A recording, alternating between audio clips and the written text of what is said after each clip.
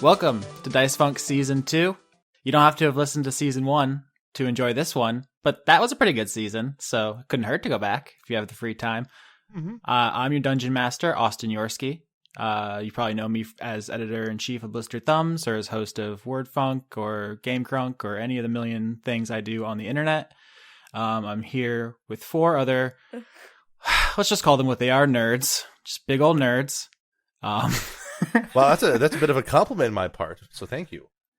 I'm glad you feel complimented. This season, we actually have an interesting spread. Last season, we had two Marylanders, a Canadian, and a Floridian. This season, we went all out. We got one Marylander back, we got a Canadian back, and then it's just Florida from here to eternity. That's right. Represent. 3 Floridians, Sunshine State. Yeah. Yeah. Let's just intro these fools. I guess alphabetical order couldn't hurt. Who's first? Johnny Maloney. What's up, dog? Hey, Austin. I'm back. Only this time, I guess I'm not in charge. This time, you're gonna ruin it. That's right. Season 2, Johnny's Revenge. So what should we know about you, besides the fact that you're a player character this time, and you're from the cold place? I think that's really all anybody really needs to know about me. Cool. You did it. You did the thing. You're very humble. I guess we're going to move on to the next person then. Lauren, I think you're next in the alphabet. What's up? I don't know what you're talking about. That's not how alphabetical order works. JKLMNO? Yeah, that is how. Dang. I win this one. Okay. Hi. What's up? It me. Who are you? What do you do? Why do we care? My name is Lauren. I guess caption TV shows. Why you care about that? Not sure. But I'm just here to have a good time. I'm not here to make friends. Ooh. You're playing to win, I take it. Yeah, I'm playing to win. Playing for keeps. I don't know who told you there would be a prize at the end of this. You were misinformed, though. There's nothing to gain by being here. And everything to lose. Especially your dignity. That's pretty true. But the next person, probably the one everyone is here to listen to, the popular one. Yep. And the most humble, I find. Leon, how are you? I'm good. I'm Leon Thomas. I'm the host of Renegade Cut and WordFunk, and sometimes I do this thing. And just to clarify something, you are not the host of WordFunk. I am the host of WordFunk. You are like something else, like a sidekick? Or... What is my role on WordFunk then, if not a host? I know I'm not the host. I'm a host, right? No, you're not. I run the show. Wow. It's almost like there's no such thing as a co-host ever. I'm correct me if I'm wrong there. No, there is such thing as a co-host if like you're in a morning zoo show like K-Dog and the Zipper or something. But that is absolutely not what's going on. And Austin, you know that I'm the host of WordFunk because you constantly complain about the fact that I edit out inappropriate material, usually said by you, or anything that's embarrassing to me personally. So, yeah, I mean, you have a problem with that, so you must know that I have like Orwellian control over everything that I do, you know. I would like to audition for Best Boy. What's the film position? I believe that's a position in film. Yeah, I think so. I want to be Best Boy on WordFunk. I would be Key Grip. Key Grip. That's a prime position there. Because there's a lot of grasping of things on WordFunk. That's cool. And lastly, our third Floridian, we have Michael Schiciano. Skitch. Mm-hmm. Yep. How's it hanging? It's going well enough. I'm wrapped up in a couple of music projects. Not really hosting anything at the moment, really. So I'm just sort of riding on the coattails of all the famous people here. Famous person and friends. The famous persons, plural. I'll just add plural in there just to lift everyone a little bit higher above me. Yeah, see, that's my plan here too. I like riding those coattails. Yeah. It's like a coattail pyramid scheme. That's right. Oh man, if I sell 80 coattails, I might be able to go up one rank. It's gonna be great. So we're here to play Dungeons and Dragons. Ostensibly, that's like the skeleton of this show. But really, it's more of a radio drama, comedy, improv, friend, adventure, psychosexual experience. We're going to take it to some places.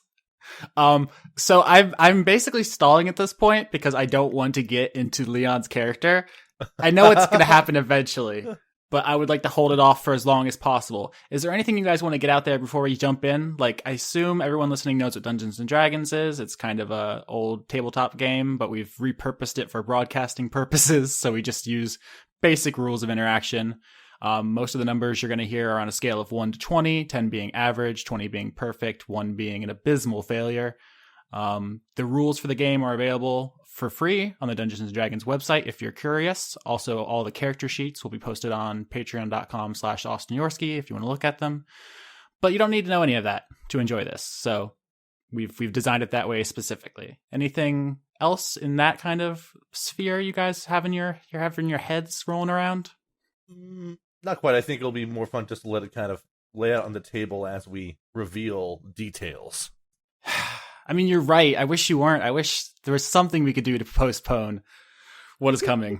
I've been dreading it for weeks. I've done everything. I've tried to talk him out of it. I've tried to propose alternate solutions. I've tried shaming him on social media. Like, nothing works. He's been like genuinely distraught. Yeah, let's rip the Band-Aid off. Here's the basic structure. The first half of the show, they're going to introduce their characters, and then we're going to set a little intro scene for them to interact in. During this intro, you're going to tell me about your character, your name, your race, your class, and then you're going to roll your starting stats and allocate them so we get a kind of a feel of what you're good at. So, Leon, let's just start here. We're in it. What's up with your dude? Well, my character is a unicorn, but I'm not sure whether or not you want me to give like the background information or whatever information you want to share with the audience is up to you. Okay. Well, that's totally fine. I mean, I wrote like 2 paragraphs out to, explain like her backstory. I just didn't know whether or not you wanted the audience to know that and the players to know everything about her or That's fair. Okay. So if you listen to last season, I'm going to try to keep the references down just in case anyone's, being onboarded with this one. We had secrets that we kept from each other and from the listeners. That was fun. This time we're going with something a little different. I'm more interested in you guys interacting with all the knowledge on the table. I think we're going to try to go for a kind of show, don't tell kind of thing. I think it was Kurt Vonnegut who said, "To hell with suspense, tell the audience everything." That's kind of what I want. So you can have secrets from each other in character. Definitely totally fair game. Out of character, less interested in that. If there's something you do want to keep secret, you can talk to me about it, but don't hold back on that account if there's something relevant to what you're doing. Okay, well, in that case, I'm just going to say the entire backstory of my character. You don't have to. No, I'm absolutely going. I fucked myself. Yeah, I'm absolutely going to say the entire backstory of my character now that I have the floor in the spotlight. Okay, so first things first, although Austin had some sort of problem with this from before, my character is a unicorn. A unicorn is in the monster manual, but is not normally a player character, but I'm playing her. Her name is Violet Skittles Unicorn. No, it's not. Yeah, no, it is. It absolutely is. It's the worst. It's not fair. You didn't do this. You didn't do this to Johnny. I like him more. So anyway, Violet Skittles Unicorn was born 20 years prior to the events of the game. She lived in the Feywild with her mother. She lived with her mother, Butternut Squash Unicorn, and her father, Big John Stud Unicorn. Suck my dick, Leon. An evil sorceress, Generica. Leon. Eat my pussy. Generica transformed Butternut into a ghost with a poison spell called Boo Gehrig's disease. Violet learned the ways of sailing in spite of the fact that she has no fingers. You stop. She chanced upon a set of outdated human encyclopedias sold by a multi-dimensional traveling salesman. Curious about human beings and ignoring her father's warnings, she sought out Generica, not knowing she ghost murdered Butternut and requested a passage, like a magical passageway to the prime material realm, which is where, all of this is really taking place, like the regular Earth, in exchange for some of her unicorn powers. We discussed earlier that Violet, mostly unicorns in the monster manual have like all these superpowers, but if she had all of her powers, then she would be like overpowered. She would be like a level 10 alongside a bunch of level 1s, and that's not okay. So Austin and I discussed before the show that she would have less powers than a normal unicorn, and I had to come up with a narrative reason for that, and that is the reason. It's very The Little Mermaid. So, that's sort of what's going on here. Anyway, Violet has been in the world of humans and other bipedal weirdos for about a week now. So at the start of the adventure, she's just sort of getting her bearings on what, humans and all those others are. That is the most terrible thing you've ever done to me in the 5 years we've known each other. Good. And now we got to see what the stats are for Violet, don't we? I think we should roll just so everyone has kind of a good idea of what each character is. So Violet the Unicorn, Barbarian, Sailor. Those are the important things to know about this character. All that other garbage, just dump that out of your brain, drag it over to the recycle bin, drop that bitch right in there, and then empty your recycle bin. I'm going to need you to roll 6 3d6s. Okay, I'm in the D20 now. All right, so 3d6 to see what I get. Okay, 14, 12, which is not bad. 7, 7, and a 6, which is not good at all. Karma. This is actually fine because most of the stats that I just need 3 good stats.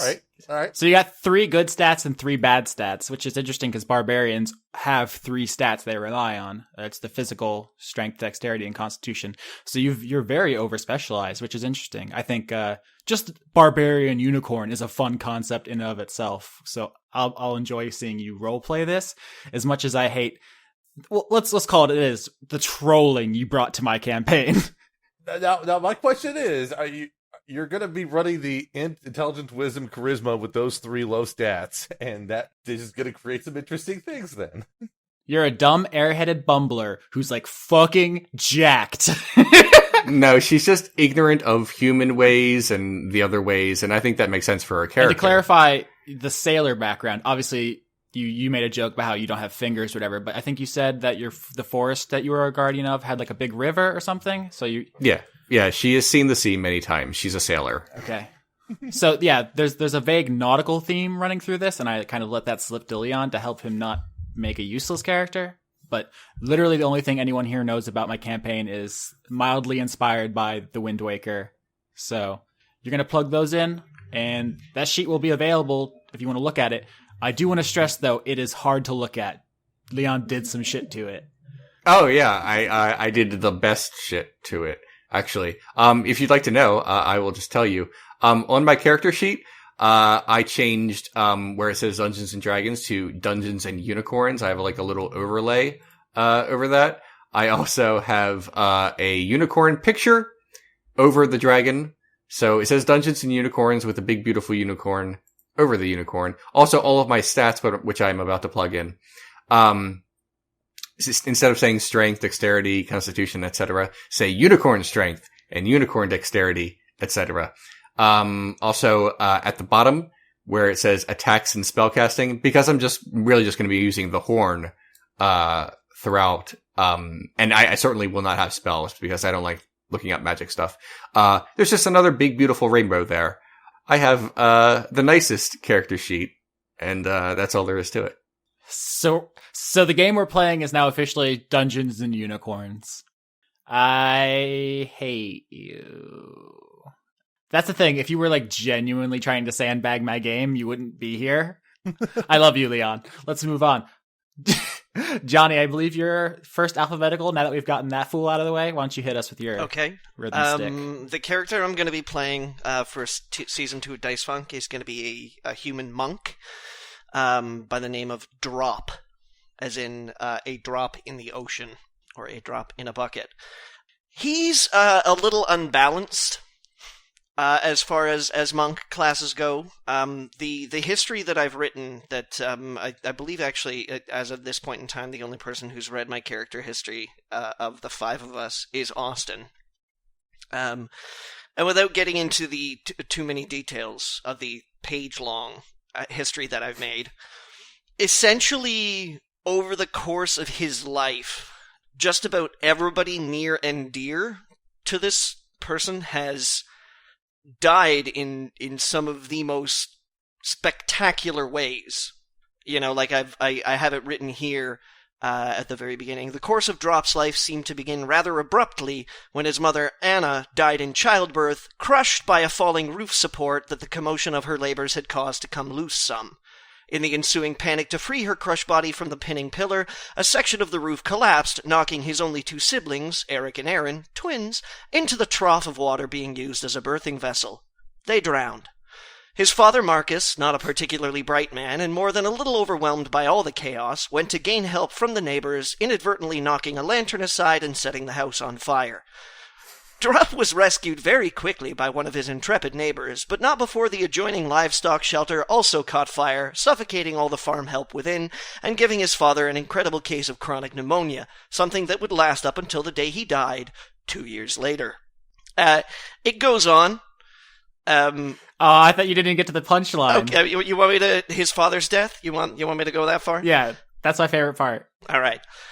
His father, Marcus's breathing problems would prove fatal in the end, as while attempting to run in to shelter from a terrible storm, something his pulmonary systems were unable to maintain for any length of time, he stopped dead in his tracks, only to be struck by lightning 3 times in very succinct intervals. This is like the darkest Monty Python sketch ever. So it goes on from there. His care bounces around to his grandparents, who also die, I believe, from infection, gained from rotten wood splinters, gained while attempting to teach Drop the basics of woodworking. It's like all of your loved ones are the Black Knight from the Holy Grail.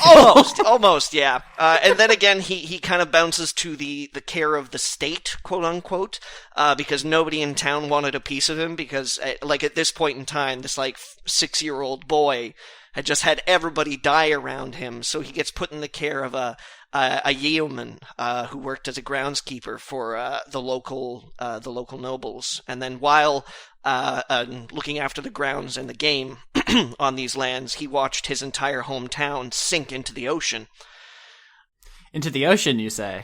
Yes, to the ocean. Strangely enough, my history starts on a coastal city. I wonder why that is.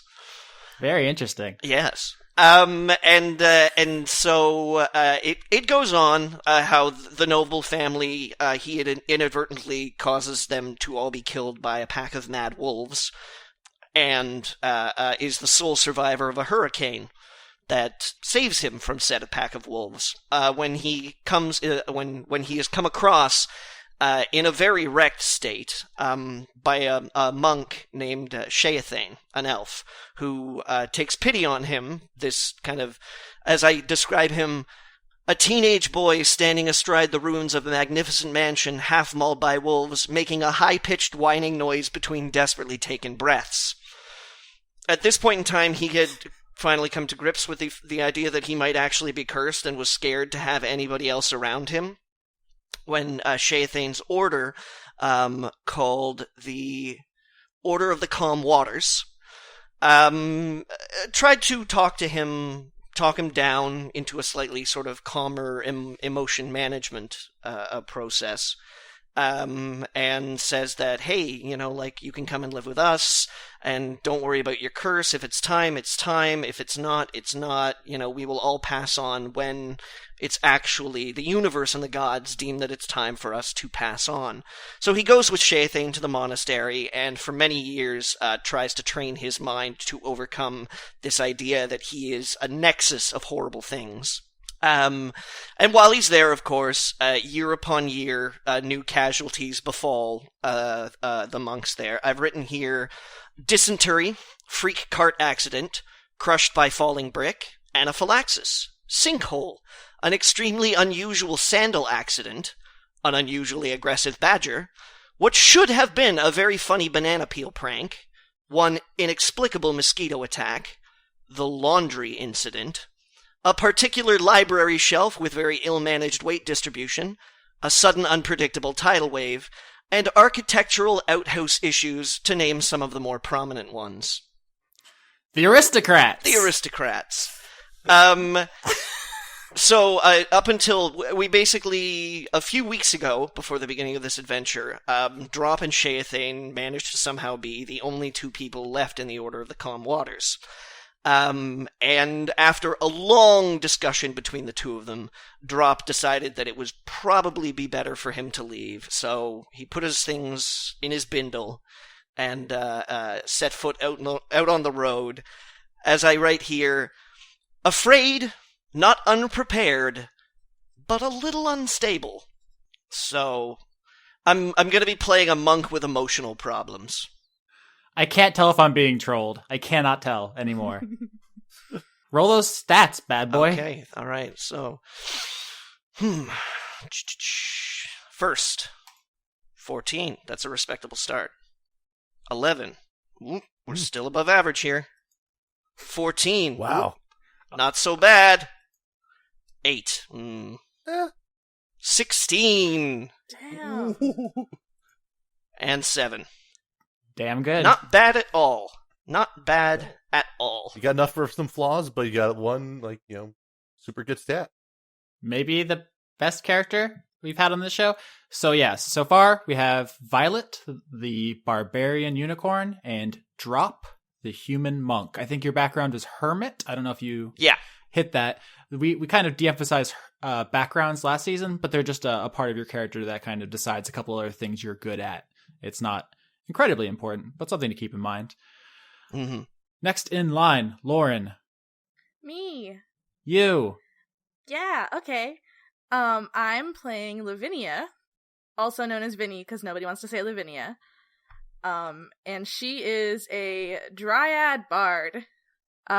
So Vinny's deal is that she was a human person, who lived in the city that had a sacred tree. She was one of the guards protecting the sacred tree. She died protecting the sacred tree.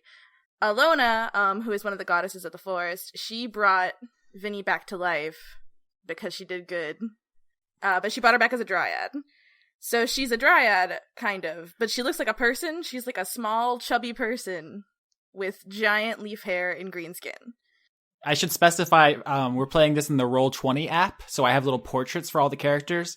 Violet, the unicorn, is the asshole unicorn from the last season of Gravity Falls. Drop is Marvin the paranoid android from Hitchhiker's Guide to the Galaxy.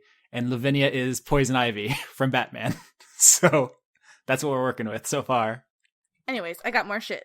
You got so much shit. I teased you so much when you brought me this concept because you're basically like, I want to be me, but cool.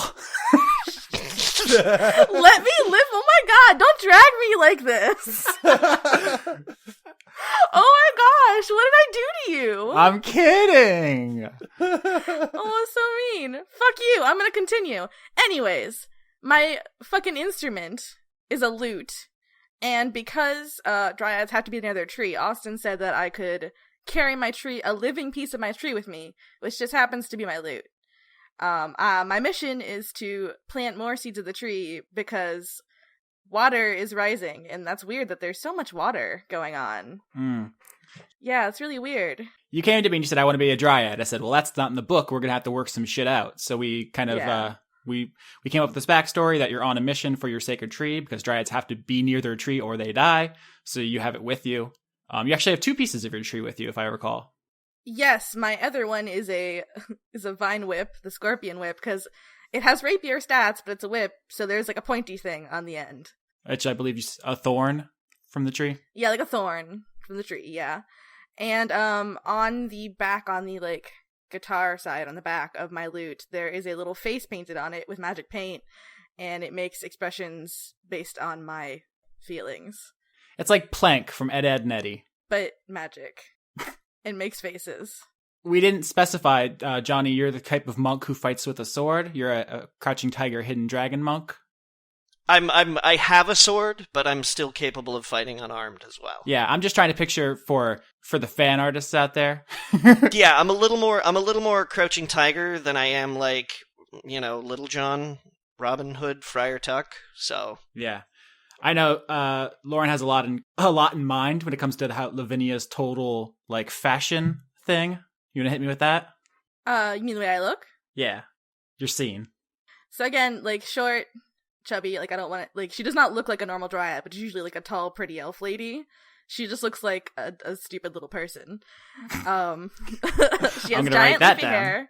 Yeah, write that down. She has giant leafy hair, which, like all dryads, changes with the seasons, and her skin's like a pastel spring green. But other than that, there's no specific. I think in my mind, her hair is like a wisteria tree, but that's because I think they're pretty, and it doesn't actually matter.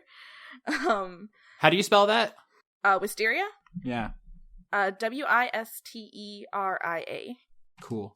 Also, she already knows Elias. Is that how you say it? Elias, Skitch? yes. That's how. Okay. Yeah. We met, I say, like a couple of weeks ago. We'll get into that when Skitch does his character, but everyone is strangers. Everyone is strangers except for Skitch and Lauren's characters, who have known each other for like a week or so. Yep. Yes, and my background is folk hero. As part of my background as well, we didn't cover this, Austin, but as part of my background, I am in possession of a mysterious and strange discovery. Oh yeah, Epic proportions. Epic proportions. That will shake the very foundations of heaven and earth when revealed. Yeah. Everyone's background gives them stuff, which we mildly touched on backgrounds. Violet the unicorn has boat abilities, so that's kind of vague. We'll get into that. Drop has a secret, which even Johnny doesn't know. We discussed it a little bit, and I basically told him there will come a time when things will be revealed to him, and he can choose to share them with the others if he wants to. But he's going to get some cool shit for himself. Yeah. But Vinny, you are a folk hero. Yes. So due to me being brought back to life, people are like, whoa, that's really cool. And so people tend to recognize me. They're like, aren't you that girl? Because this also only happened about, I'd say, 7 years ago. So I've only been a dryad for like 7 years. But the transformation has made me fuzzy on my human memories and also on how humans deal with each other. You're like it's like a weird half-breed story, but you're also a minor celebrity. Yes. You got stuff going on. Oh, and Alona also is associated with unicorns, which is not on purpose. Not planned. So she's probably gonna geek out real hard over Violet. I was saying, we literally said, what god do you worship? You said, I don't know, what's in the book? And I was like, here's the book. And you're like, that's a chaotic good nature deity. I'll take that one. And then we Googled it, and it was the unicorn one. It was not a deliberate choice, but you guys are going to have some fun interactions. Yes. And Alona is really important to Vinny, but it's not like an Anne level of like obsession. I just think we're best friends. So you're religious, but you're not a cleric. Yeah. You're like a Christian rock star because you're a bard. Yeah, basically. Cool. Are you ready to roll those stats? Lavinia, the Dryad, Bard, Folk Hero. Yes. Okay. Lavinia, Lavinia.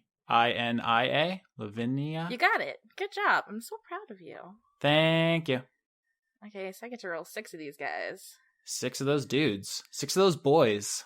Oh, no. Oh. I knew this was going to happen. All right. Oh, okay. no. Just. All right. Okay. We pass. Okay. All right. Nice. That's not terrible. 4, 8, 13, 11, 13, 12. So that 4 is going to define you, but the rest of you is fine. Yeah, I mean, I think the 4 is going to go... Uh-oh. Here. Would you consider yourself frail? Well, because my two dump stats, I think I'm going to put the 4 in wisdom.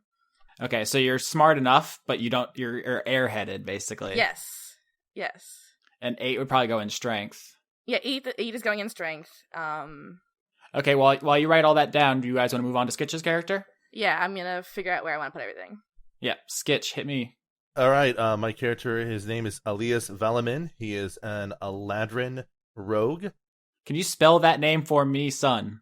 All right, the first name is spelled as Alias, Alias, but it's pronounced Elias.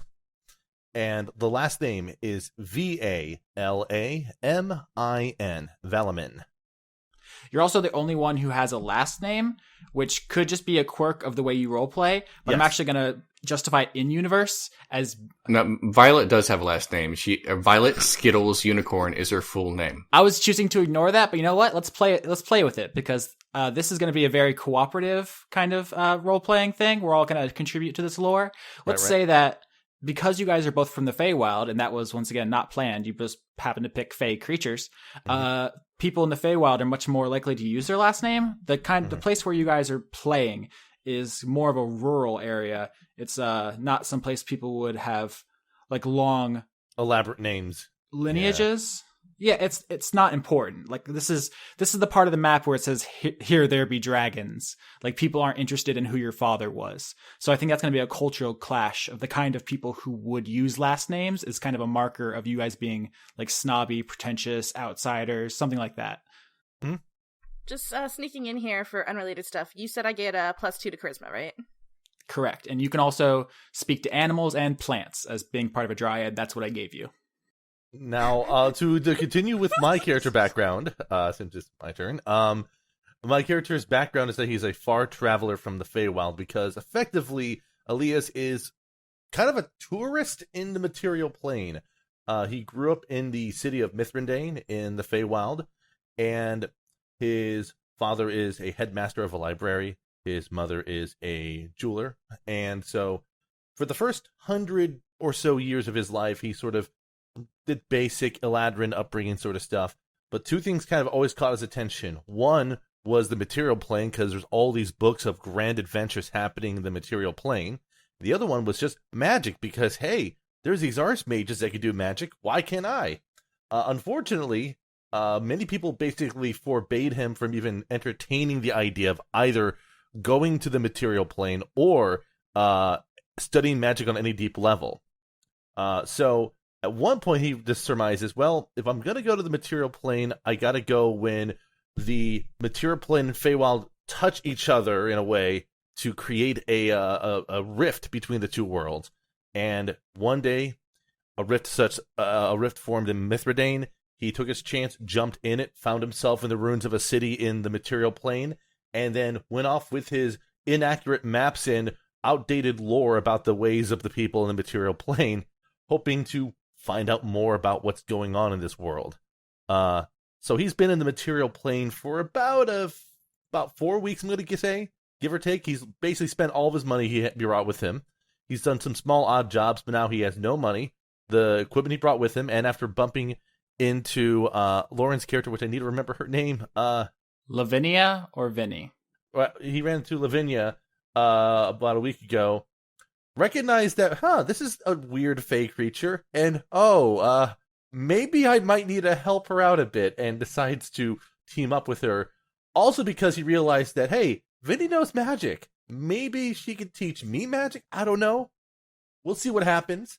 And so that's sort of how he's been able to find himself in this world. So, big thing about him is that he's an Eladrin, so he looks like an elf, except his eyes don't have pupils in him. And he looks even more wispy than like a high elf, because he's, even more of the Feywild and magically laced and stuff like that. So you're a very fancy elf. Indeed, a very fancy elf. He has jewelry on, too, because he has jewelry for 2 different deities on him. Cool. Yes. You want to roll those stats, fancy boy? All right, let's see if his stats are as fancy as him. Okay, we got a 9, 5, 7. Oh, Christ. 4. Oh, no.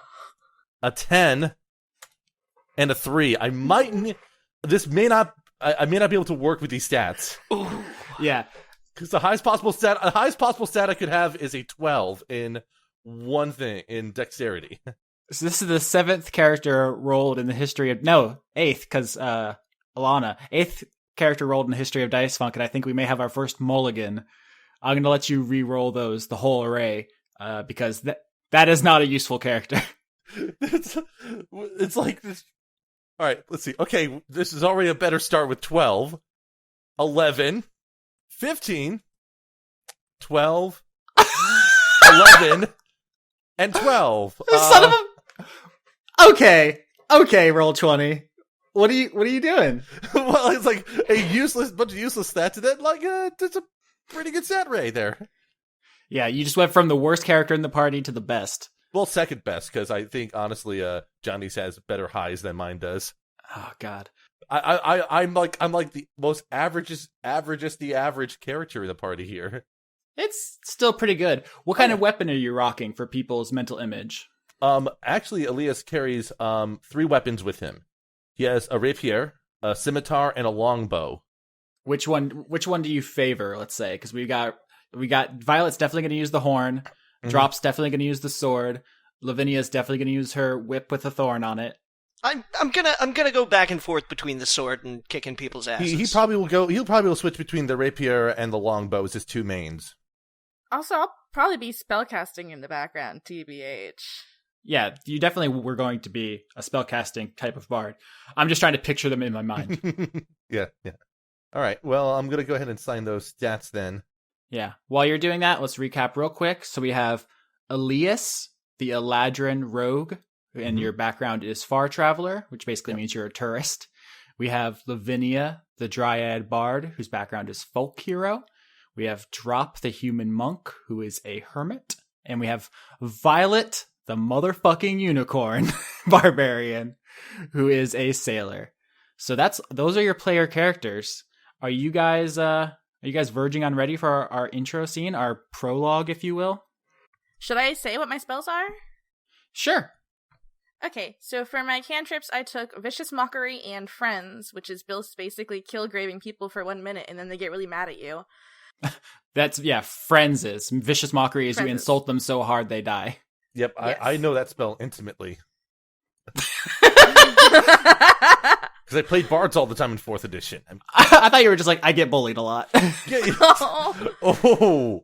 And then for my actual spells, I took Cure Wounds, Dissonant Whispers, which Austin, if you want to explain that. You're doing some Cthulhu shit to people's minds, which is interesting because you're ostensibly a good character. We didn't talk alignment. You're chaotic good. Skitch's character is chaotic good. And Drop, the monk, is lawful neutral. So you follow your monk way, but you're not necessarily good or bad. And Violet, the unicorn, is neutral good. Yeah. I also want to mention too that as the hermit background, I was allowed to pick a particular instrument which I gain inner peace from. So Drop will be playing the bagpipes. But you don't have any yet, right? Do I not? I don't remember. Do you have them on your sheet? It's part of my starting kit. I'm allowed to select an instrument. Then hell yeah, you got bagpipes, son. I got bagpipes. As a fun side note, Elias's high stat is actually not dexterity but intelligence for the purposes of him being more of a bookworm growing up than super good at being stealthy, but still good enough at his job. Yeah, I like the role-playing focus. That's what we're here for. Yeah. My last 2 spells were Unseen Servant and Fairy Fire. Yeah, Unseen Servant is you summon an invisible Meeseeks, and Fairy Fire is you lay down basically tracer rounds on people so they can be kept track of. But yeah, we forgot about alignments, but Vinny and I'm going to keep messing this name up because it's spelled Elias. Elias. You got that squad. You guys are friends. You guys are both chaotic good. And then Monk's easy to remember because he's lawful. He follows monk code. And then we got the unicorn who is good because it's a unicorn and it has to be.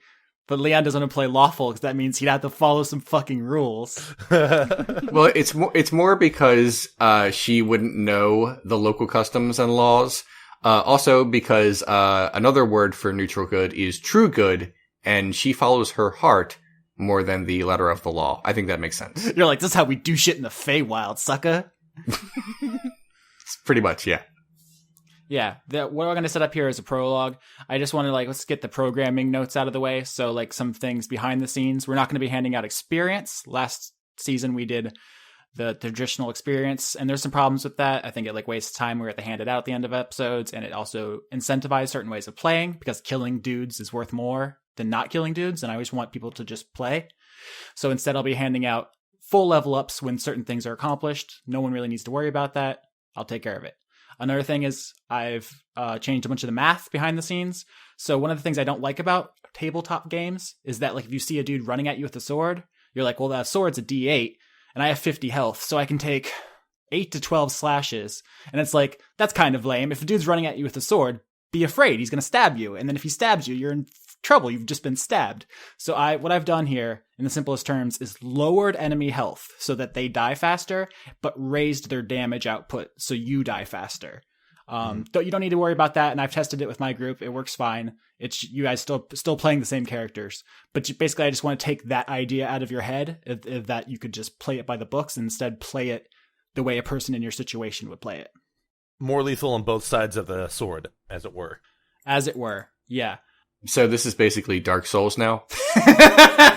We Dark Souls now. No, listen, we've got a talking fucking unicorn. It's not Dark Souls. Oh, that's a fun fact. What languages do y'all speak? I think everyone speaks Common and Elven. And Vinny speaks Sylvan. And I speak Sylvan as well, so... Drop speaks Orc, additionally. Yeah, so everyone speaks Common and Elf. The Fey characters speak Sylvan, which is the language of the Feywild. So they can communicate, but Drop doesn't understand. But Drop knows Orc, which they do not.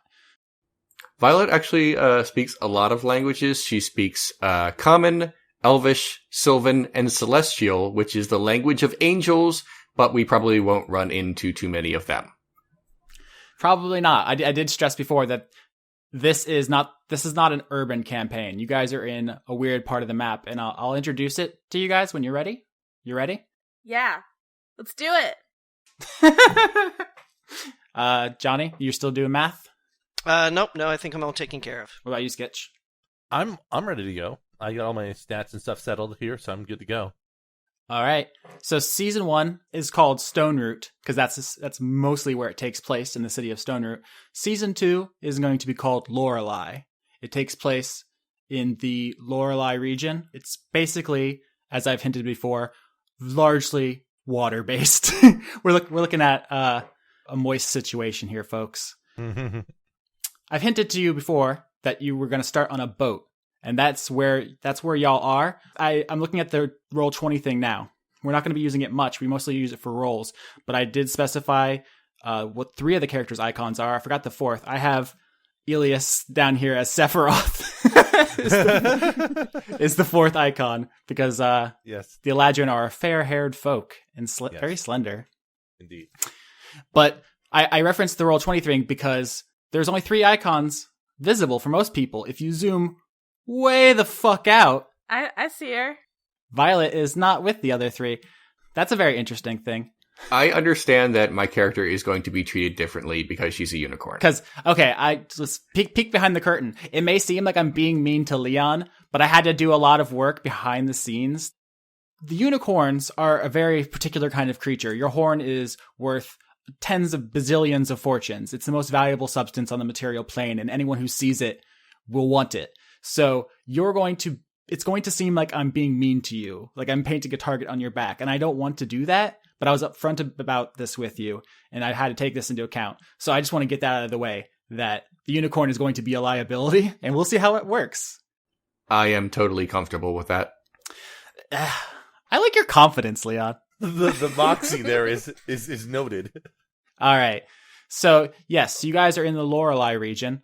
For as long as you can remember, the waters have been rising. For a long time, people didn't believe it was happening, and then they argued about why it was happening and what could be done. And then by the time there was any sort of agreement, everyone turned around, and the people in charge were gone. The people with magic teleported away. The people with money took all the ships and left, and the region has devolved somewhat into chaos. The main force left is the Glitter Gold Company. You are now all currently aboard the Glitter Gold 9, a last of the ships in the region to get out. A ticket is worth more money than anyone could ever imagine. You've all come into them by means of which we can build right now. I was assuming that Lavinia's village pooled their resources to send their very special package off on its journey for religious reasons. I assume Drop, maybe you're a monk, so maybe you were like panhandling and you had a generous benefactor. Maybe he likes to go for a walk. I don't know what that means in this context. Just like kind of traveling, figuring his place out. Yes, but how would you have come across Willy Wonka's golden ticket to get on this boat? Oh, well, I mean, I must not have walked away from the monastery with nothing. So perhaps I was playing the bagpipes, Yeah. Maybe I was doing labor for a little bit of money, or I sold some food because there was only 2 of us at the monastery, and all those crops, man, seeing that go to waste, that'd be a shame. Because I was thinking Elias brought something maybe from the Feywild, and there was a collector or maybe a professor or somebody who saw its true value and traded him.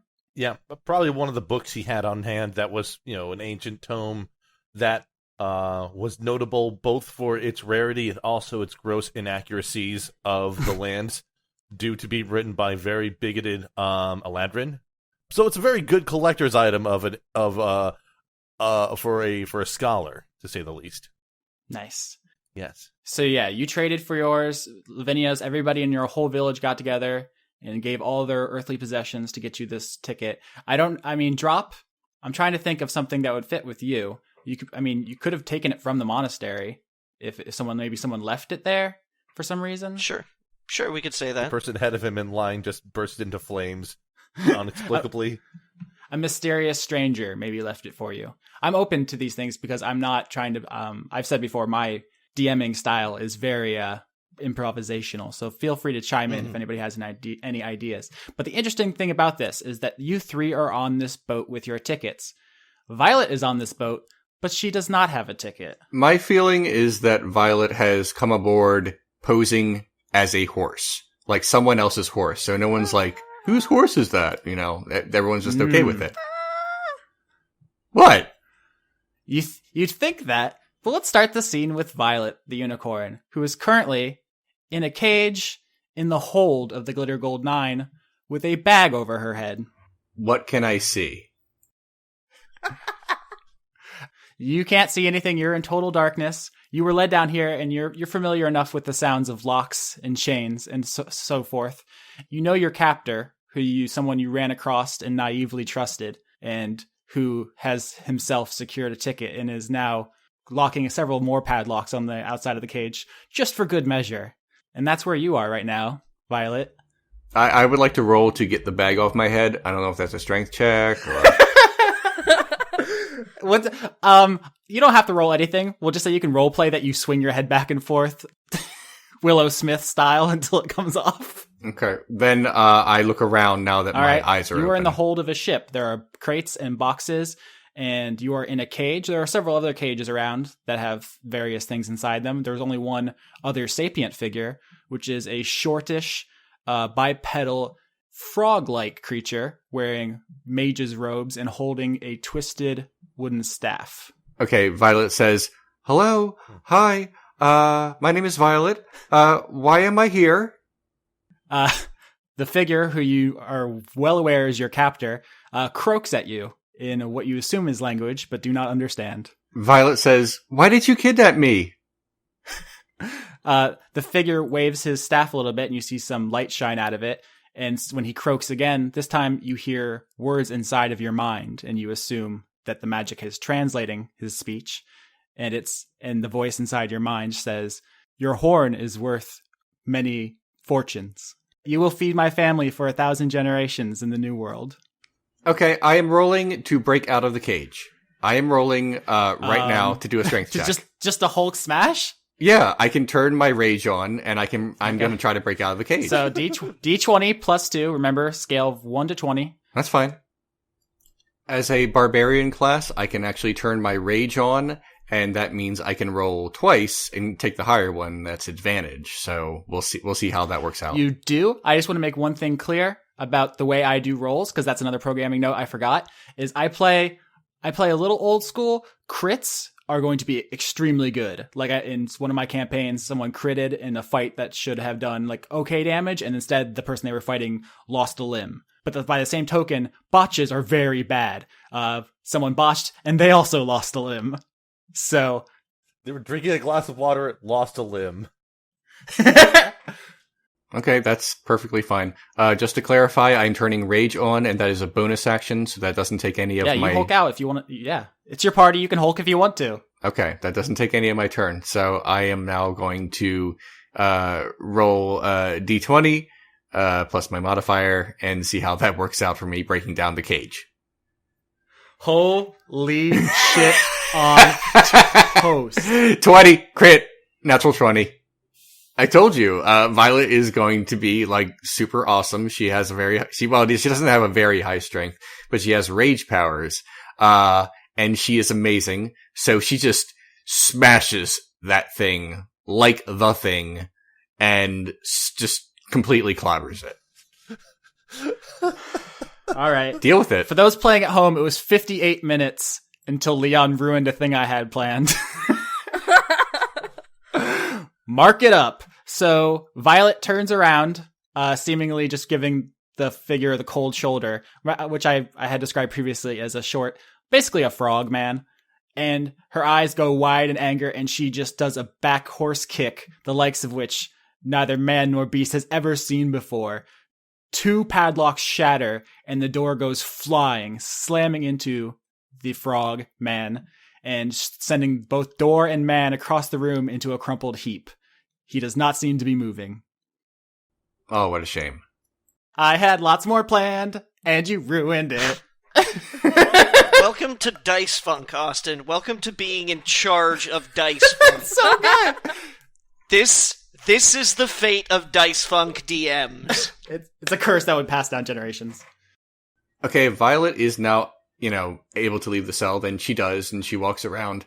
What I want to do is investigate the cargo hold where I am, and see what I see around me. Or is there any objects or any people? Is there a way out? I want to know what's basically around me. As you look around the hold, you see it's mostly like exotic fruits and such. People got a couple paintings out.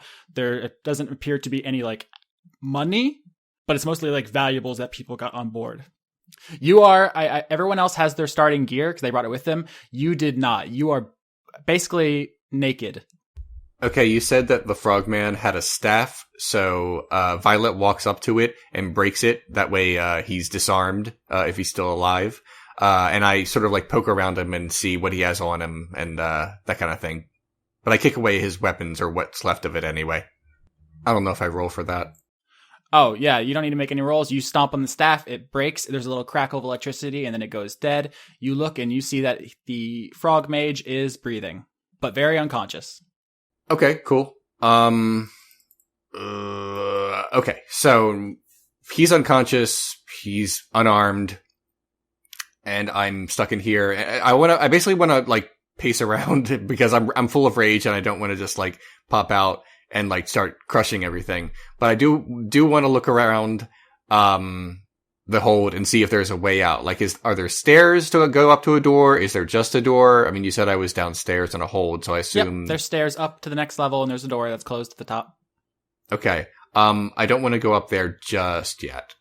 The camera cuts to a new scene. In the passenger section of the Glitter Gold 9, Drop the Human Monk is sitting with other passengers, mostly gnomes. You guys know that the Glitter Gold Company is mostly comprised of gnomes. It is named after their chief deity. It's a very gnomish operation. There's a couple of dwarfs, a couple elves. You think you see some half-orcs mixed in on this ship, but where you are now, mostly gnomes. And where you are sitting, you see a gnomish stewardess come up to you, Drop, and tell you that you guys will be departing shortly, and that you should get one last look outside because it is very beautiful, and this may be the last time you see the Lorelei region. Drop sort of like eyeballs this gnomish stewardess for a second, not aggressively, not trying to intimidate or anger or anything like that. Sighs audibly. I'm presuming there are windows in the compartment that I'm in. There are now. All right. Sighs audibly, looks over his shoulder out the window, says, looks back inside, and starts cleaning his bagpipes. Okay.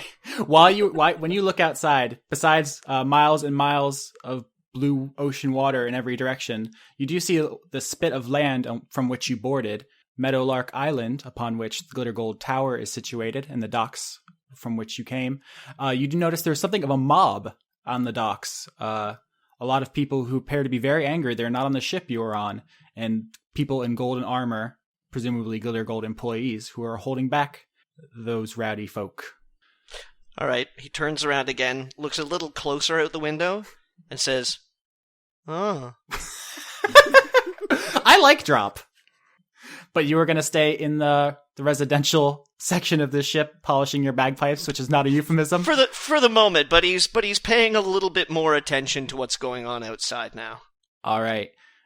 With that established, we're going to cut over onto the deck of the ship, which is much more sparsely populated, only a couple of people roaming around. You can see a gnome at the wheel of the ship up near the back where they are on ships.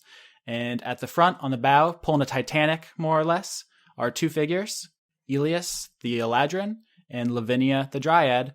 And they're just chilling. They're bros. They're hanging out. What's up? I'm doing poses for my adoring public on shore. There's a small fan club of people holding signs that say, like, "We love Lavinia," and stuff like that. We heart champion of Alona, savior of our god. Everyone loves you. They're chanting and they're doing little songs. It's certainly nice that you're getting a good sending off here, it looks like, Lavinia. Yeah, I know. I just wish everyone could come with me. And I'm just going to keep posing. It seems that the Glitter Gold are insistent on not having too many people on this ship, possibly for liability reasons or for other reasons. I can't be sure. That's dumb. Lavinia, you know from, living in this region longer than anyone else?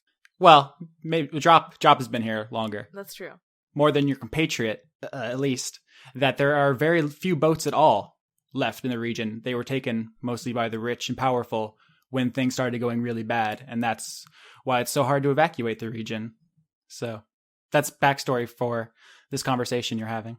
Does my town have a name that I have not thought of yet? Because I haven't thought of one. No, you can give your village a name anytime you want. I think in your backstory, all we specified was you have the tree, which I believe we called the Spiral of Lorelei. Yes. Because the trunk is spiraling. Much like a unicorn horn. Oh! Look at that, guys! We did a thing. I'm gonna take out my lute and start playing a really sad song because I'm pretty bummed. Oh, very sad. Elias, anything you want to add? I'm just letting you guys have your scene. He pulls out one of his maps and pulls it out. Like, I probably need to update this map to reflect what the terrain looks like. And he sort of gets out a bluish pen and starts sort of drawing in water over the majority of the landmass that has been covered by water, since the maps are clearly not up to date about what the material plane actually looks like. I might need more ink for this. Very accurate to the situation. So you're going to play your sad song while he fills in his map, and that's all the scene you guys want? I'm going to start wandering around the deck, though. Do you mind if I do a perception just to see if I notice any weird sounds, perhaps? No, I mean, knock yourself out. All right. Because certainly there would be anything untoward happening on the ship at the moment. No, probably not. I only got a 10. No, you look around and the only thing you notice is stuff you could have asked about, which is that the sails seem to be made out of some strange material, as well as the sides of the boat seem to be made out of something you haven't seen before. But both of these seem to have been added to the ship. It was once a normal wooden ship, and it is no longer that. So it's possibly some sort of gold leaf or something like that. Yeah, it's definitely a gold motif the company went with. Not surprising. Anybody else want to do anything? This is all happening simultaneously. Okay, in that case, I would like to do something real quick. Violet checks on the frogman, who I guess is unconscious, and she uses her mouth and her horn to sort of manipulate him around and look for keys. I'm basically looking to see if he has keys, because you said there was padlocks. I don't want anything else on him. I don't need any money or whatever. I'm just trying to find out to see if he has keys to the door. Yeah, you use your snout to push through his clothing. I have a horn. You find keys to the padlocks he was using. You find pouch with 5 gold in it, and you find a book of writing in a language you do not read. Okay, she is not interested in the book or the money. Violet drags him into the cell that has food in it. You said there, so just chucks him in there and locks him in, and that way he has food so he can... Dungeon rings. he can eat and not die. 'Cause she wouldn't want that, even for her enemy. And that's it. That's basically all I want to do. As you click the lock home, locking him in there, you hear voices yelling from above. So we're going to switch scenes. As Elias is walking around the deck of the ship looking at stuff, Lavinia is playing her song, and Drop is, well, moping, I suppose. Yeah, moping is appropriate. The boat begins to move, and you hear a very strange sound at the stern of the boat, unlike any of you have heard before. And the people on shore start to go, berserk's a strong word. They're angry to see you leaving. And you guys are leaving the port. That is what is happening. Okay, I'm gonna wave out the window. You see a skinny dwarf catch your eye, and he flips you off. He looks very upset. I shrug and keep waving. Like, kind of give him this. I give him this look that just goes, "What the fuck? Shit happens. Bye." He flips you off with the other hand. Now he's double burden it. He's dual wielding. He has proficiency with dual wielding. I give him a very slow, like, pensive thumbs up, and then turn around back to the inside. Okay. That's your turn. Anybody else? That one dwarf seems particularly angry at something. Oh, this is going to be a good campaign. I can feel it. Anybody else want to do anything? I'm gonna stop playing my song. Mm-hmm. I'm gonna start playing a song. Yeah, he can start. I'm gonna stop, and I'm gonna blow kisses to everyone on shore. I somberly announce to everybody in the cabin. I'd be like, "This is a song that I wrote. It's called Unbelievable by EMF." Nice. As you blow kisses to your adoring fans on the dock, you see one of them collapse, mouth frothing in excitement. Yes, and I turn to Elias and I'm like, "Hey, let's go look for more people." Oh, certainly. The ship is certainly more crowded underneath the deck, so we should find at least some people who are interested and maybe becoming more fans of yours, right? I love fans. Yeah, might as well make haste then. Fans are good. All right, so we're gonna head towards the like main residential. Yeah, where all the peeps are. As you guys walk over to the doors that will take you below deck, you hear the sound near the back of the boat intensify, and the ship tilts very precariously, about almost 45 degrees straight up from the bow. So, is that normal? I don't know. I'm not sure if that's normal. How about both of you on the deck make dexterity saving throws for me? Certainly. Oh, yeah. I only got an 8. That's a particularly bad roll there. Oopsie doodle. Okay, I got this. 11. It's not bad. The ship tilts pretty bad. Elias loses his feet and goes sliding, but he hits up against Lavinia's feet as she is holding basically still. She's not doing a great job, but she basically stops him from going into an uncontrolled slide. As your guys' progress is thwarted, and the ship lifts up out of the water and into the sky. We're on an airship! This is not what I signed up for! The sound of the engines intensify. I put my bagpipes down and kind of raise my hands cautiously to all the gnomes around me and say, "Everybody, please stay calm. Try not to die horribly. If the grasp of death comes for you, embrace it. Don't struggle. That could get ugly. I've seen enough of death in my life to know that fighting it is pointless. But everybody's gonna be okay. Or dead. So just stay calm." I love Drop. I want to have Violet go up the stairs and just kind of like listen to the door, like what's beyond it, to see if there are any people just outside of it, or... You hear someone in a very sad voice giving a long speech about death to a room of people who do not sound interested. Okay. Well, I want to peek out the door, but just a little bit, just enough so my eye can see out the door, but I don't want to just burst in. You see a room full of gnomes, a couple of dwarves, a couple elves, and a human. Am I correct in assuming that this human looks unusually morose? He does not look like he's having a great day. Okay, Violet wants to look for a disguise, and the best thing for a horn is a hat. So she's looking around. Is there a hat anywhere in the hold, like luggage or? That is a good question. The hattiest thing you see is what appears to be a costume jewelry wizard's hat. Like a long, like conical hat. It is bright pink, and that is perfect. Okay, you scoop it up on your horn, and it covers your horn basically perfectly. But you notice it is very gaudy. It appears to be something that maybe a duchess wore to like a costume party as like a witch. Okay, with the hat now on Violet's horn, I wanted to go up and open the door a little, not just burst in like a mad woman, but like just to look around and see if there's like any reaction to her being there. I mean, people look in your direction, but most of them are just kind of holding to their seats so that they don't go sliding, and no one pays you particular mind. You get a couple of weird looks. People are like, that's weird. But also, a number of people saw the frogman take you down there, so you get the feeling that probably has something to do with it. You're not a surprise.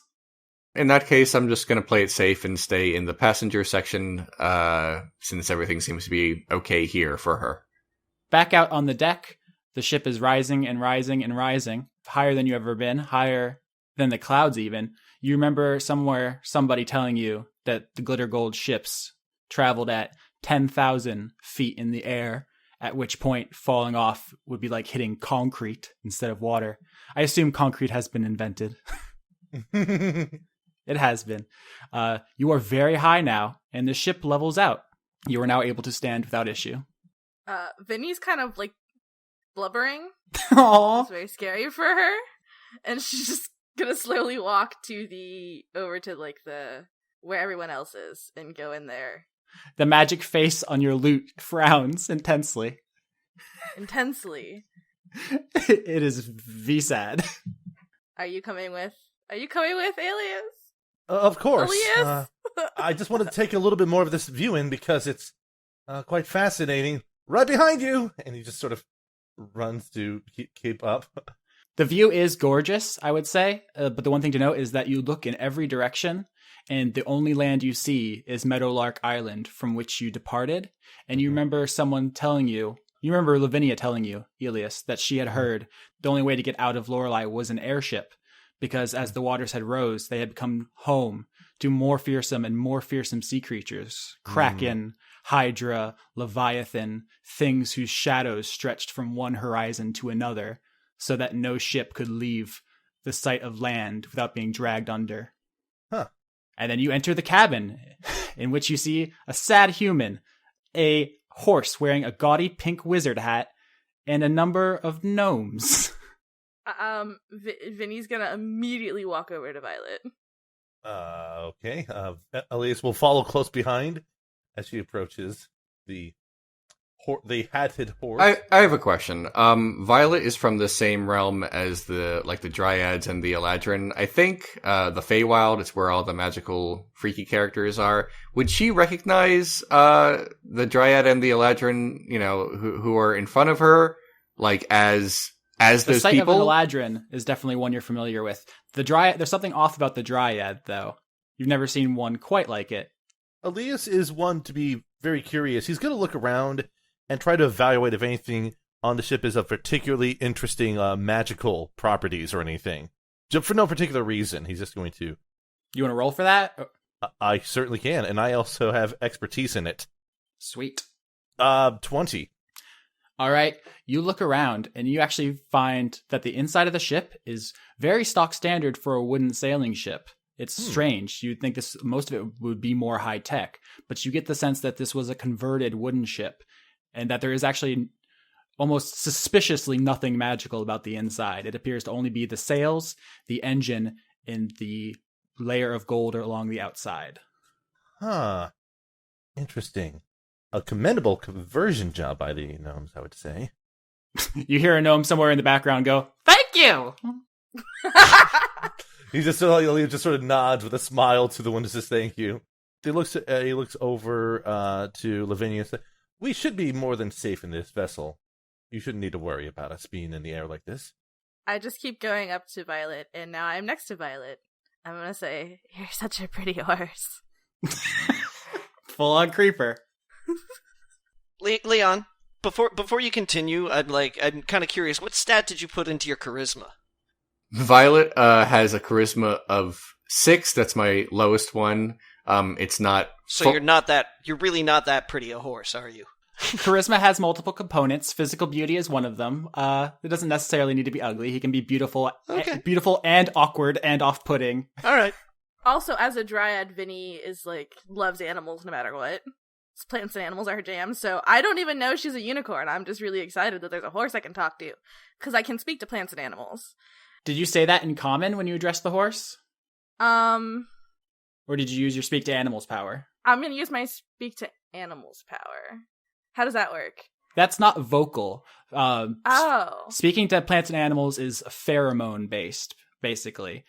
So you just put a hand on it, and in your mind, Violet, you hear Vinny say, would you say you're such a pretty horse? You're such a pretty horse. Yeah. I'm just a tiny bit confused. Is the speak to animals magic like a two-way street or what? Yeah. Yes, you can speak back. Okay, I just wanted to make sure, because I do not entirely understand the mechanics of what's going on, but okay. It's magic, but basically it's nonverbal. Because how else would you speak to a plant? They can't talk.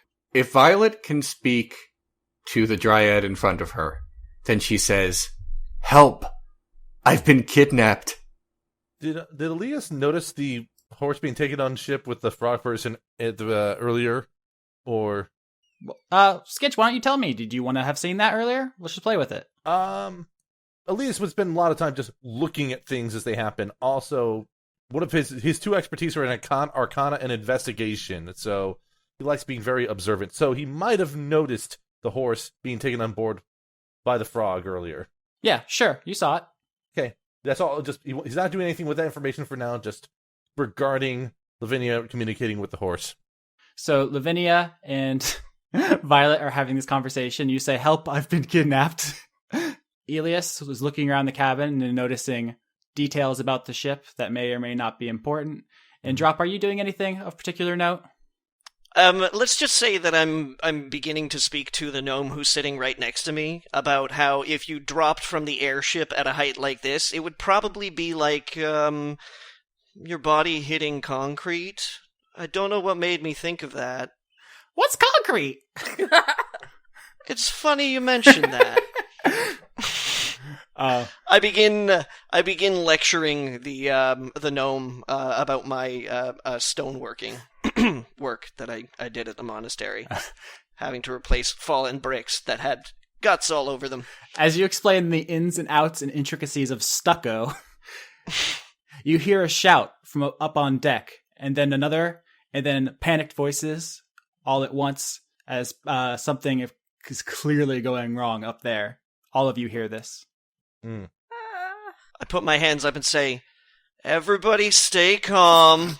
Does anybody else want to do anything? Elias just sort of glances up and, standard line thing. What the devil could be going on up there? I need to think of a better term than what the devil. That's not appropriate for him to say. What's your god? He has two gods that he follows, Corlan and Sayanine. You can say, what the Corellin? What the Corellin is going on up there? As you take your god's name in vain. Hey. The door to the area you guys are in flies open, and a gnome from the top of the stairs yells, "It's the Blackhearts!" And that name strikes fear in you, Lavinia. As you know for dead certain, that's the name of the people who killed you. Fuck! Dun dun dun!